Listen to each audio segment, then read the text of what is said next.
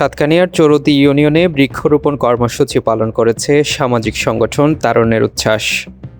এ কর্মসূচির আওতায় প্রায় ১০০টি ফলজ, বনজ ও ঔষধি গাছ রোপণ করেছে সংগঠনটি।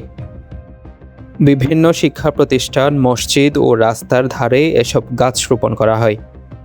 পরিবেশের ভারসাম্য রক্ষা এবং এলাকার সবুজায়ন নিশ্চিত করার লক্ষ্যে এ কর্মসূচির আয়োজন করা হয়েছে।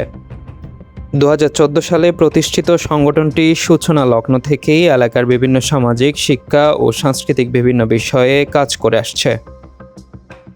মানবিক ও সামাজিক দায়বদ্ধতা থেকে সংগঠনটি নিয়মিত নানা জনকল্যাণমূলক কার্যক্রম পরিচালনা করার প্রত্যয় ব্যক্ত করেছেন।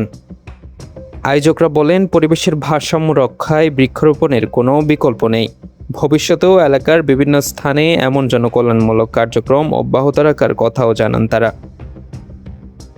আবু সাইদ মোহাম্মদ সোহেল, WTV।